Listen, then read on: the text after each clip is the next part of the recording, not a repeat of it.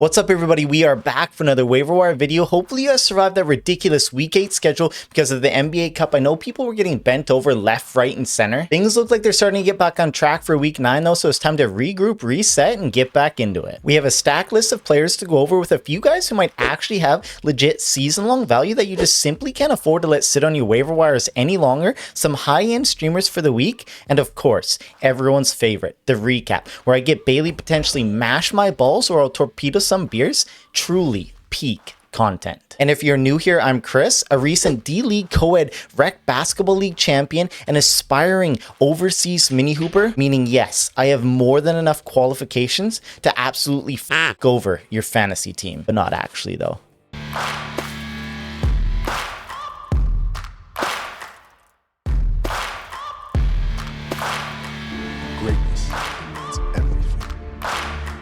Man, I just get a little tickle in the depths of my ball sack every time I get to talk about this guy. You probably already know who it is, and that's Mr. Kyle Filipowski from the Utah Tankers. Now, I have been saying for weeks to keep your eye on him, and hopefully some of you did and grabbed him last week and got to enjoy some really great production out of him. Filipowski's overall skill set is just bang on for fantasy. He can score, he can hit the three, he can rebound, he can play make. He's not a zero in the stock categories. He either lives inside the paint or beyond the arc, doesn't waste his time in the mid-range like yours truly. Filipowski was a silly season star last year. I've always just said that he needs some minutes and he needs the opportunity, and he will produce. Filipowski has definitely earned that the last couple of weeks with Markkanen and Nurkic missing a few games here and there. Anytime that he approaches the 30-minute mark per night, usually at the end of the night, looking at the box score, you are going to be happy with it. He can just really stuff it on any given night. Of course, there are absolutely no guarantees in this Utah organization, but we simply just can't risk leaving him on the wire right now in deeper 12 league teams in case even just a piece of what he's done in this last 5 games sticks, because he would legit have season-long value, season-long upside, not just silly season hype. Next up, we have a defensive specialist, the outstanding perimeter defender for the New Orleans Pelicans, and that is Mr. Herbert Jones. Now, I'm guessing most of you saw him hit the waiver wire after that injury on November 21st. He was dropped in a bunch of my leagues too, and honestly, I get it. He wasn't playing that well before injury at all. His finishing at the rim was rough. 29 for 60, just 48%, when the league average is over 60% in that area this year. But here's the thing, I just don't think this is who Herb is. Last year in 2024, he was 51% in the same area, and the year before he was 62%, above league average. I don't necessarily think that he's just lost his finishing ability, lost his finishing touch around the rim, or at least not as drastically as we've seen this year. I don't know if he'll ever reach that 60% threshold again, but based on his career, something in the mid-50s seems plausible and seems doable. And since he is such a lockdown, in-your-face defender, the Pelicans will always try and find minutes for him. Coaches love guys like Herb. They anchor and they glue their defense together, even if his shots aren't falling on the offensive end. His first game back was kind of like his ceiling game, what we could expect when everything's going right for him. The next game, he got ejected before halftime arguing foul calls. Zion is out multiple weeks, so Jones should have an opportunity for increased minutes, increased usage here. If you're in category leads and are in desperate need of steals, starved for steals, this is your flair pick. Pick him up, hope his percentages kind of normalize to his career averages, and pray the 3-ball continues trending up and dropping at a decent rate, and enjoy those elite defensive stats from the small forward position. Next up, we have the 2024 first round pick by the Cleveland Cavaliers, a guy who's quietly putting together a really impressive sophomore campaign. That is Jalen Tyson. Now, Tyson has got an extended run the past few weeks due to various Cleveland injuries, and the 6'6" small forward has been making his case for permanent usage and opportunity. Tyson has been tremendous from beyond the arc at 46.7% and from the floor at 52.9%. He's been a top 44 ranked player in the last 14 days. He's flirting and getting double-doubles with boards, dishing out some assists, and having some spike nights with steals as well. Now, I do expect his shooting to come back down to earth. He never shot over 50% in college and topped out at 36% from deep in his final year at Cal. Sure, NBA spacing can help with efficiency, can boost efficiency a little bit, but I just wouldn't bet on these current numbers holding up all season. Unless, of course, he continues to camp out in these corners, man, hitting a ridiculous 12 for 22, good for a smooth 54.5%, unheard of for the kickouts on the guards driving baseline or the bigs getting doubled. Those gimme assists are free, baby. Right now, I do believe Tyson is the better real-life option for the Cavs over Hunter, Merrill, and Max Strus, as he can guard multiple positions, pick up full court, does the dirty work, he cuts hard, and is clearly making improvements on his jumper and three-point stroke. I think Kenny Atkinson, the Cleveland Cavaliers head coach, is noticing that too, and you can see it in Tyson's minutes and usage and the way he's being trusted in the rotation in the last couple weeks. Tyson does need to be added everywhere if he's still available until we see a reason not to. He's not going to blow the roof off with guys like Mitchell and Mobley and Garland ahead of him on the pecking order, but if he can lock down that top secondary role, he can absolutely be a steady middle tier contributor in 12-team leagues all season long. Next up, we have the former undrafted St. Mary's standout, and when given the opportunity, when given the minutes, a kind of theme of this video, he's been absolutely able to produce, especially when Zach Edey has missed time, and that's Mr. Jacques Landale from the Memphis Grizzlies. So obviously the biggest development here is that Zach Edey has re-injured his ankle that he had off-season surgery on and is expected to miss a minimum of 4 weeks,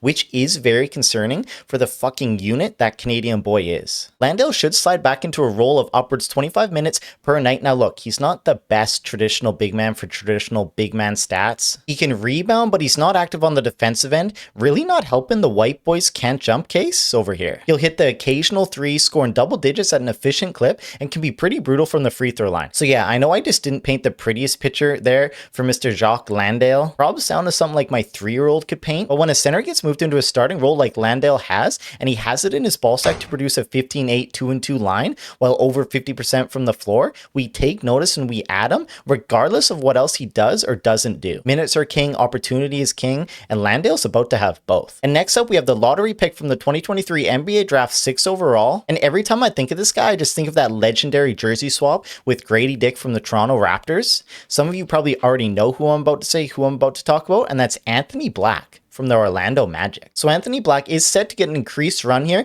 with the Franz Wagner injury, which is supposed to keep him solid for quite a few weeks. The Afro can score, bring down a solid amount of boards for the guard position, and can distribute the rock as well, as he still has to share the ball with Banchero and Bane. He's actually in the upper percentiles for deflections and block percentage based on his position, so he's definitely going to help out in the stock categories. He's a plus in that area. I do like his skill set in game. He can be like a sort of glue guy on the offensive end, keeping the ball flowing, and he helps out space the floor nicely. I think Black could be like a must-start player for as long as Wagner is out if he holds down this starting gig and is getting upwards of 30 minutes per night. When everyone is healthy, I just don't think there is a big enough piece of that pie, a big enough piece of that cake for him to be useful when Wagner returns, barring the health of the other big three in Orlando and Banchero, Bane, and Suggs. You could definitely send Black back to the wire at that point. But for the foreseeable future, he needs to be rostered and he needs to be started because this opportunity and usage is just too juicy to pass up. Okay, I want to do a little bonus guy. You guys know I fucking love bonus guys, you know, to sneak one right in there, but whatever. So that's going to be Bub Carrington off the Washington Wizards. Now I know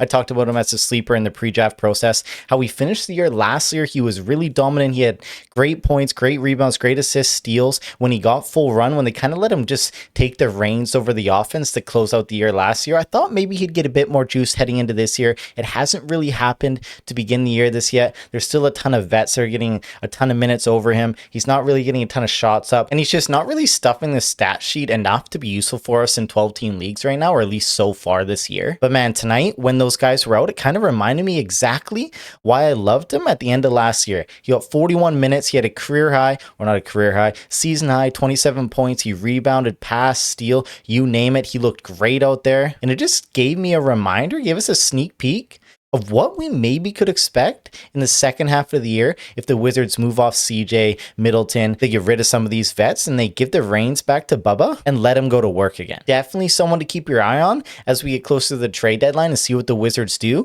or when we get closer on in the second half of the year and they start resting these guys or shutting down these vets and letting Bub Carrington just go to work again. He's like the definition of a silly season league winner. Okay, now I just want to get into a section of players that I think are like must roster, so they may or may not be available in your league. Some of these guys I've actually seen on the most added chart from Yahoo, and I know there are a ton of dead leagues in Yahoo, so you can't really take those percent rostered own numbers at face value because I think they're pretty distorted, but still I just use that as a guideline here. So a couple of these guys at the end, I'm like 99% sure they're rostered in any sort of competitive league, but they were on the most added list or on that research tab, so I just put them in here just in case. Dylan Harper, I know I talked a lot about him in last week's video. I have touched on him a few times already this year. I just love his game. I love his skill set. I think he's so goddamn talented. I know there's a logjam of guards in San Antonio, but I believe he will continue to get better as the season goes on with his fair share of up and downs because he is a rookie. But I am just a firm believer that talent always wins out, and he's just oozing with it. And next up, we have Namias Keita. Now, honestly, I thought he was just rostered everywhere. I'm surprised to see him on Yahoo's most added list this week. He should pull down his fair share of boards, be a plus in the stocks category. I wouldn't expect a ton of points from him each night, as he almost never gets to double-digit shot attempts. His scoring is a lot of lobs and cleanup duty off the glass. But in a shallow position, a starting center like Keita just can't be floating around on any 12 league team wires right now. We'll keep going with Peyton Watson off the Denver Nuggets. The role and skill set is just too valuable right now with his current opportunity until some of these injured guys get back for the Nuggets. Guy's got bunnies in his feet, absolute bunnies, and he's a young man just still trying to figure it out and trying to hone in his offensive game. He's got to be locked into lineups until Gordon and Braun return. Next up, we have Maxime Reynaud from the Sacramento Kings. Now, again, the opportunity is sweet right now without Daddy Sabonis. I talked about him in way more detail in last week's video if you want to hear that, a more in-depth version. Now, when a Sabonis is back, I do expect him to take a pretty big hit, but will he be completely useless? I'm not too sure. Most certainly not as good as he's been right now, but we're going to keep streaming him until Sabonis is healthy enough to step back on that floor. He's potentially a nightly double-double threat right now and just needs to be rostered until we see what his role looks like when Sabonis returns. Next up, we have Derek Queen. Like, what? How is this guy still getting added in Yahoo leagues? He's the youngest rookie ever to record a 33-point triple-double with 4 blocks. Go to work, big fella. Kevin Porter Jr., again, what is going on? This guy's on an absolute tear right now. Like, is this just the dead leagues bump? People are tuning back in, or are those really little leagues that are making it seem like he's getting added, or he's actually available in leagues right now? I'm not 100% sure. I do think this could be Porter Jr.'s best stretch of the season, as he's shooting a ridiculous 61% from 3, and I also don't believe that he's going to average over 2 steals per game. So there is nowhere really to go but down. But man, even if he's just not shooting that well, if he can bring down the boards and dish out the assists like he did tonight, getting a triple-double, he's going to be the steal of the season. This guy is straight balling. And next up, we'll keep going with Jalen Wells. He's really shooting the 3 quite well right now. Without Morant, the minutes seem steady. Probably the softest ad of this list, but in deeper 12s, he can still be very useful. I would like to see him pick up more consistent defensive stats though, and pull down some more boards, young fella. Let's go. And we'll stick in Memphis with the next guy, Cedric Coward. I guess people were dropping him during his little cold stretch, and I do get it. I still like his role though, and he should only get better as the season goes on as a rookie. He can help in multiple categories if his shot is dropping at a decent clip. And last up, we have Santi Aldama. Now, man, I was so hype on this guy in this preseason videos as a late guy that you could grab with one of your last picks as like a breakout type player. And he kind of started off really poorly. Things went completely flaccid for me as he started out like shit, but then it got better. And now here we are, fully torqued again with Edie expected to be out at least a month with ankle surgery. I've always liked the style of play from the Spaniard. He just needed that consistent opportunity, and boy, is he going to get it over the next month or so. Okay, now I just want to go into a little segment here where you want to double check your waiver wires to see if any of these guys are still floating around there, because I think they should be rostered in most 12-team leagues and can be really useful now and as the season progresses. Okay, first up, we have J Huff. Now, if you like out of position 3s and Mutombo level blocks right now on the back end, sign me up. In reality, this is probably a sell high moment, but let's just sit back and enjoy this ride from an Indiana Pacers center as he performs like a legit league winner. Next up, we have Ace Bailey, and he's definitely more useful for head-to-head leagues. I've talked about him a bunch already this year. He's starting to block shots like how he did in college, where he was actually dominant in that regard. I'm really looking forward to the improvements that he's going to continue to make, especially in the second half of the year when his minutes and usage should bump up as Utah starts doing Utah things. We'll keep going with Jordan Walsh. Now, this is definitely more tailored for category leagues. This guy just keeps scoring, but there is no way it will last. He's shooting 81% over his last 5 games. I don't even shoot 80% when I got Sparky guarding me one-on-one. Again, he's definitely preferred for head-to-head leagues for his stock contributions, but again, prepare for some progression. It's not going to be this good forever. And then lastly, Noah Clowney. He continues to get a boatload of minutes, continues to shoot the 3-ball well. He's solid on the defensive end. Minutes and opportunities should continue to increase, especially in the second half of the year when Brooklyn has absolutely nothing to play for. He's continued to get better every single year since he's been in this league, something you absolutely love to see with young guys ever since he was selected back in the first round in 2023. Keep working, young fella. Let's go. It's time for Number, the Sports Weekly Waiver Wire Recap. Is he going to hit himself in the not-so-torpedo of beer? Let's find out if he fucked you over last week with his weekly recommendations.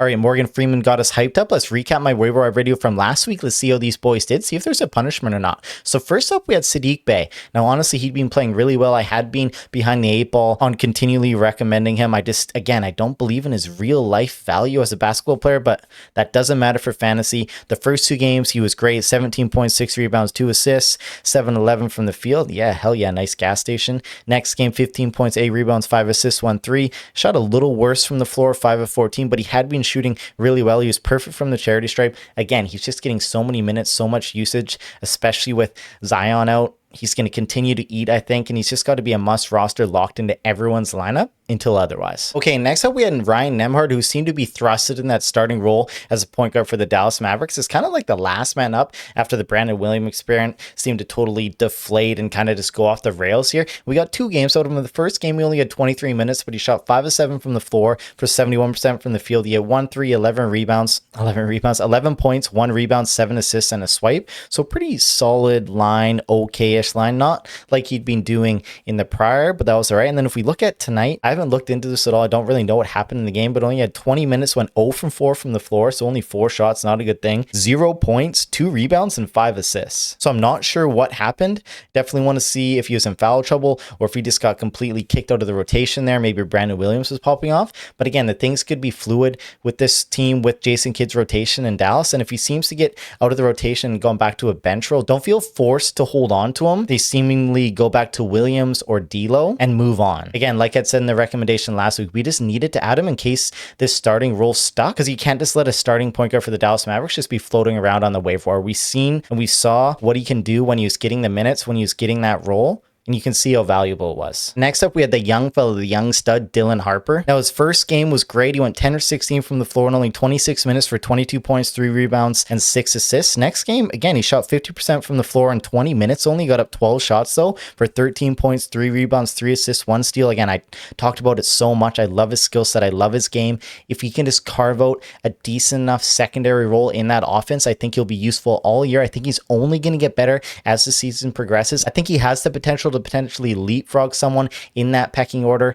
That's how talented I do think he is. But as long as he's getting lines like this at his base value of like sub low 20 minutes, he's good enough to hold on in 2 and 12s and just has that immense upside if someone were to get hurt ahead of him or if he leapfrogs someone in that pecking order. And then another young guy, another favorite of mine is Maxime Reynaud from the Sacramento Kings. He's getting a ton of run right now without Sabonis. I hope you guys went and grabbed him. You got a double-double, 12 points, 10 rebounds, 1 assist, 2 blocks. Follow that up, 13 points, 8 rebounds, 3 assists, 5 and 8 from the floor, 3 or 4 from the foul line, money. And then last night, or whenever that was, I don't know if that was last night, 37 minutes, 7 to 13 from the floor, 1 3-pointer, 15 points, 9 rebounds, 1 assist, 1 steal. Like, that's money lines, money production from the center spot that you just grabbed off the wire for free. I don't know what his role is going to look like when Sabonis returns, but who fucking cares?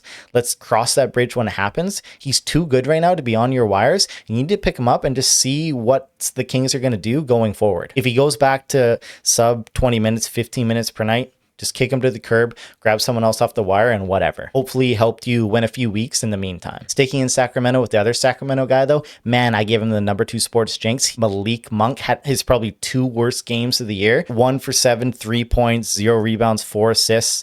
Next game, he only played 9 minutes, bottomed out at 9 minutes, 0 from 5 from the floor, 0 points, 4 rebounds, 1 assist. Like, those are the 2 worst games you could possibly imagine after you recommend somebody in a waiver wire video. I was kicking myself the whole time watching that shit. But then finally, he picked it up in his final game, snapped out of his little 2-game funk, 30 minutes, 5-11 from the floor, 5-6 from the free throw line, 3 threes, 18 points, 4 rebounds, 5 assists, 1 steal. That's what we like to see. And if we look at his game log, he was playing well before that. Again, he's a really streaky scorer. Like I said, so you kind of just want to ride him when he's hot. And when he goes through these prolonged cold slumps, which I think might be a bit more often in this current Sacramento roster because it's just so disgusting with wings and guards, like I've been harping about all year. I hate that situation. But when given the opportunity and when his shots are falling, he is an elite scorer and he can stuff it in a few categories, like you can see. And then last up is definitely more of a watch list type guy, was DeAnthony Melton off the Golden State Warriors, a nice 3-and-D prototype for that team right now. So first game, he had 17 minutes, shot 4-9 from the floor, 3 threes, 13 points, 1 rebound, 1 assist, 2 steals. Again, he's going to be a real player plus in the steals department. That's what we're going to want in our category leagues. And I'm watching the game right now as I'm recording this on my other monitor. He is in there to close it out, trying to catch back, trying to claw back into this game against the Timberwolves. He hasn't shot well. He's only shot 5 attempts, 2 for 5, 5 points, 2 rebounds, 1 assist, no swipes yet. But it's a real positive sign that Steve Kerr trusts him late in games when they need to score, that when he gets fully ramped up on games that he's going to be playing alongside Steph, and he's going to be playing along Butler. So again, my thought really hasn't changed with him. He's someone definitely to keep a close eye on and to see what his role is going to be, see how his shot's falling, and see how his defensive abilities are going to be moving forward. Also, I just want to quickly touch on it. I gave myself, or part of the reason I got a punishment last week was a Julian Champagny. He had like his worst 2 games that he had in like the last month. And then after that, he just goes back to balling again, stuffing it so good in pretty much every category. And then, my balls had to pay the price for that. So I just wanted to let you guys know the Champagny is still balling. And I wasn't really wrong about that. All right, guys, I think that's it for this video. I appreciate y'all. Make sure to hit that sub button if you aren't subbed. Hit that like button, hit that hype button if you're on mobile. Anything helps, so thank you. I know there's only one video this week. I know I was saying I was always trying to get out too. My daughter was super sick, so we're just trying to survive in this household. I do have a new kind of coolish video idea that I'm probably going to release early next week, so stay tuned for that. I hope you guys like it. And also, are we doing this Friday night live stream thing for like an hour, crush some beers, talk to shit about fantasy basketball or not? Let me know in the comment section down below. And as always, have a good rest of your weekend, have a good rest of your week, day, night, wherever you are, and I'll see you guys real soon.